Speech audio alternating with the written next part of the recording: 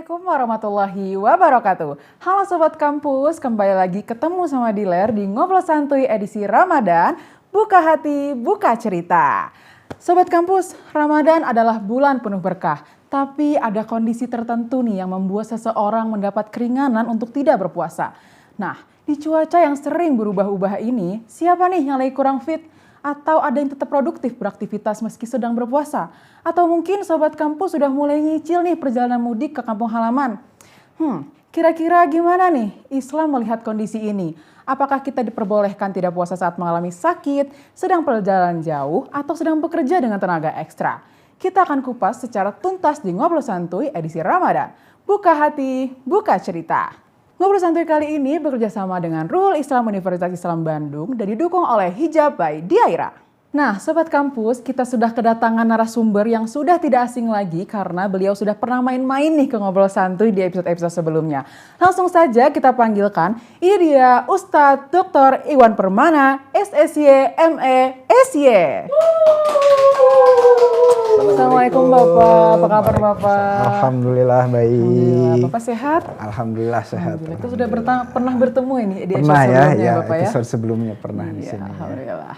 Oke, Sobat Kampus, sebelum kita bahas lebih jauh, kita sudah nanya-nanya nih ke Sobat Kampus tentang pengalaman mereka saat sedang sakit, bekerja dengan ekstra, atau dalam perjalanan jauh saat bulan puasa. Yuk kita simak dulu video berikut ini. Check it out!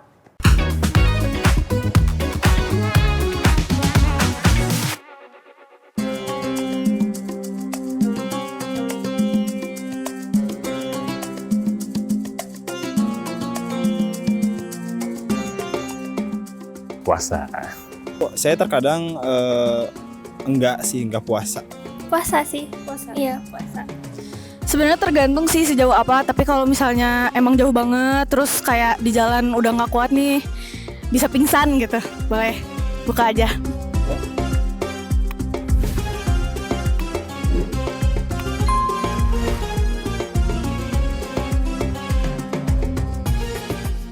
Kalau itu belum. Nggak pernah dong. Sejauh ini belum pernah sih. Nggak pernah.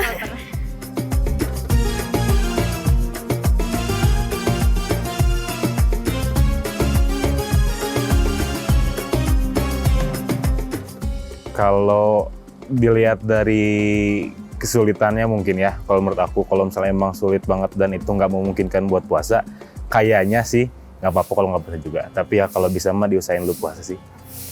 Kebanyakan orang ada yang bisa, ada yang enggak juga. Jadi saya tengah-tengah aja netral. Pekerjaan berat, kalau misalnya nggak kuat, ya nggak kenapa-napa sih, tapi jangan lupa nanti dibayar ya. Mungkin kalau misalkan urgent gitu ya, mungkin boleh kali ya asal diganti gitu.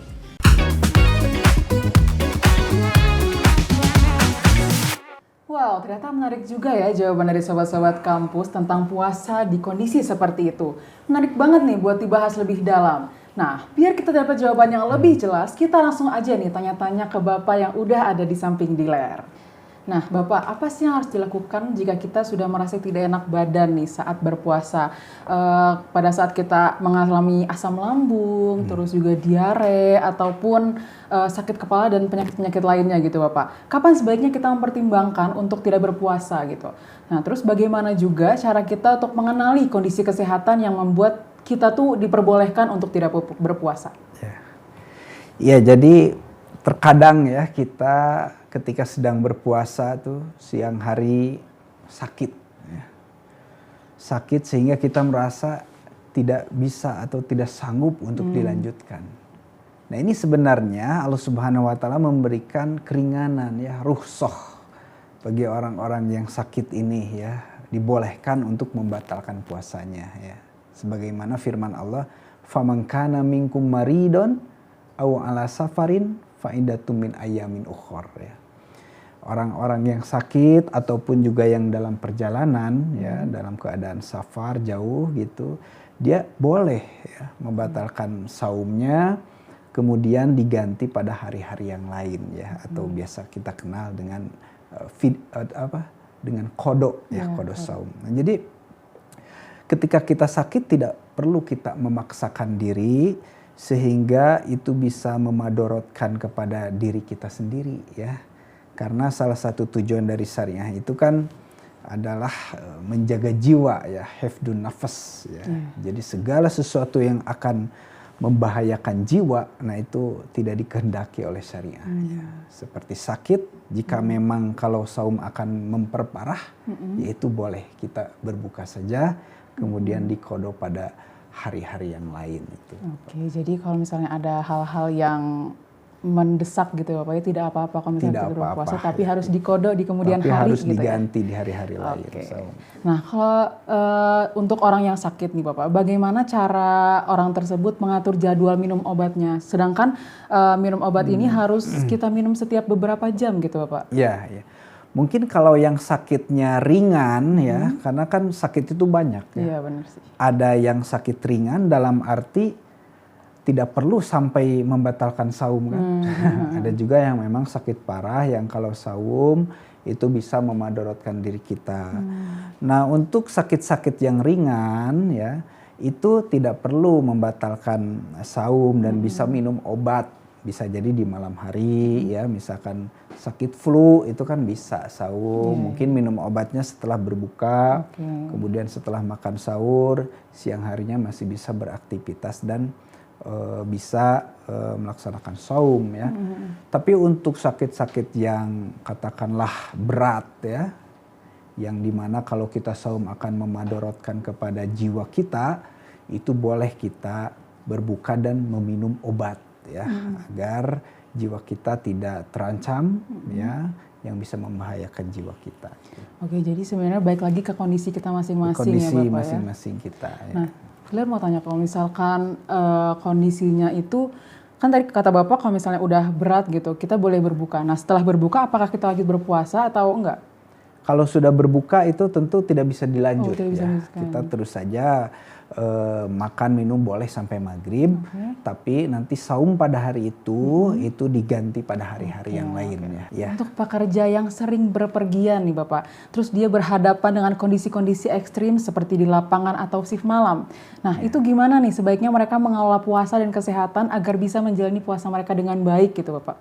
Ya, jadi tentu ya bagi yang pekerja-pekerja berat ya, perjalanannya jauh dan sebagainya, itu harus pinter-pinter menjaga kondisi ya di bulan Ramadan ini, karena harus bekerja mencari nafkah, kemudian juga harus melaksanakan ibadah saum Ramadan ya.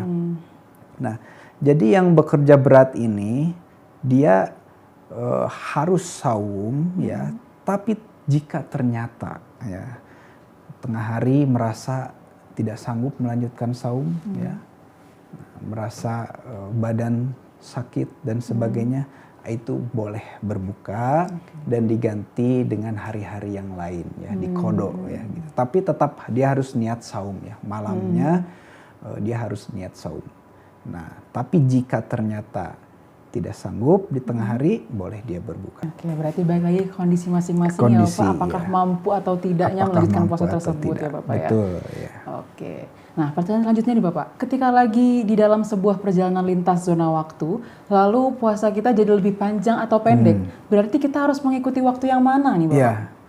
Jadi saum ini ya min tulu'il fajri ila ghusaqil lail ya, dari mulai terbit fajar sampai terbenam matahari. Ya.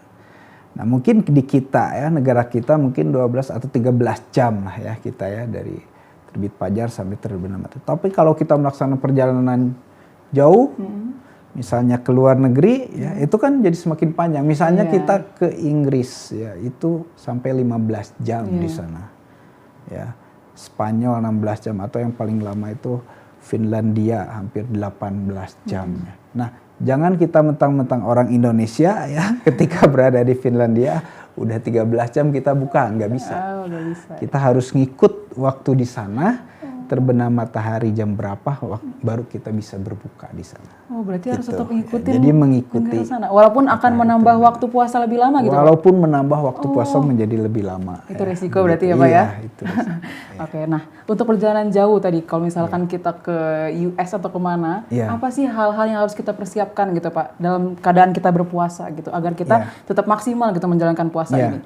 Tentu kita harus menjaga kondisi karena kita kan melaksanakan perjalanan yang jauh ya. Meskipun ya dalam hal safar atau perjalanan yang jauh ini, jika ternyata ya kita tidak sanggup melanjutkan, itu kita boleh ya berbuka, kemudian juga diganti pada hari-hari yang lain ya kita mengkodonya gitu. Oke. Nah, pertanyaan selanjutnya nih Bapak, kriteria perjalanan jauh apa yang bisa memungkinkan kita tidak berpuasa Bapak? Ya, jadi jarak ya. Ya, jadi tentang jarak ya safar ya atau boleh kita berbuka ini ada beberapa perbedaan ya pandangan atau pendapat para ulama ya. Ada yang mengatakan 70 km ya. Ada pula yang mengatakan 80 kilometer ya, 62 farsah. Nah, sehingga ketika kita lewat 80 km kita sudah boleh berbuka ya, sudah bisa dikategorikan safar. Tapi ada juga ya ulama yang berpendapat ya, pada intinya safar itu adalah yurja'u alal urf ya, dikembalikan kepada kewajaran. Ketika kita melaksanakan perjalanan dan kita merasa itu sudah safar ya karena jauh, maka pada saat itu sudah bisa berbuka. Ya.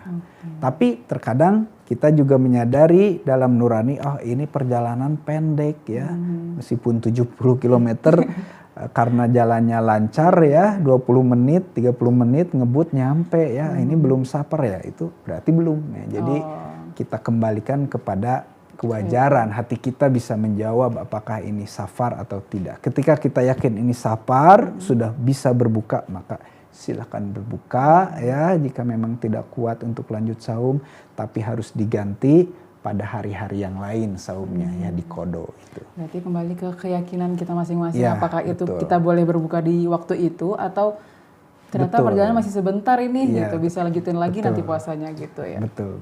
Oke Bapak, pertanyaan selanjutnya tentang ibu menyusui nih Bapak. Bagaimana seorang ibu mengelola puasanya dan apa saja pertimbangan yang harus diperhatikan agar tetap sehat untuk diri dia sendiri dan juga bayinya?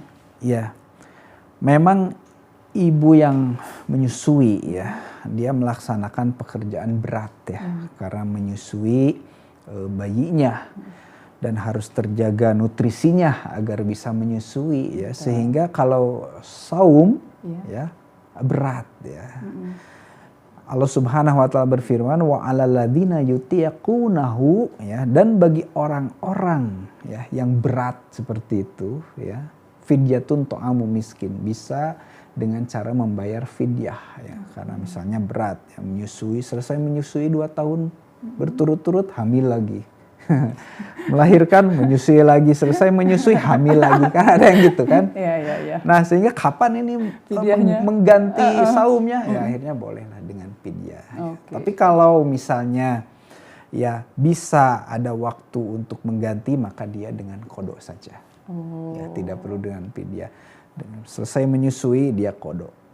Jadi tergantung ibunya Kondisi gitu, tergantung ibunya kondisi juga. ya. Ya, betul. Apakah harus kodo, apakah masih bisa kodo, Ya. atau kalau misalkan mepet berarti fidyah gitu ya Bapak Betul, ya. ya. Jadi kan uzur itu ya ada 2 ya, ada uzur yang hilang, ada uzur yang terus tidak bisa hilang. Uzur yang hilang itu seperti sakit, safar, itu kan bisa nanti kondisi normal lagi dia bisa saum ya di kodo. Uzur yang tidak bisa hilang ya, misalnya orang yang sudah tua tidak kuat untuk saum, atau sakitnya itu tidak tahu kapan sembuhnya, sakitnya parah dan harus terus minum obat. Nah itu uzur yang tidak bisa hilang, itu dengan fidyah. Nah yang menyusui ya, itu kalau misalkan menyusui kemudian hamil lagi, menyusui lagi, hamil lagi, itu kapan bisa mengkodo? Akhirnya boleh dengan fidyah kalau kondisinya seperti itu. Oke. Pak ya. Nah sebenarnya lebih utama mana nih Pak? Fidyah atau kodo? Ya, kalau bisa kodo sebaiknya kodo ya. Tapi kalau memang ternyata hamil lagi berurutan seperti itu ya, menyusui lagi, hamil lagi ya.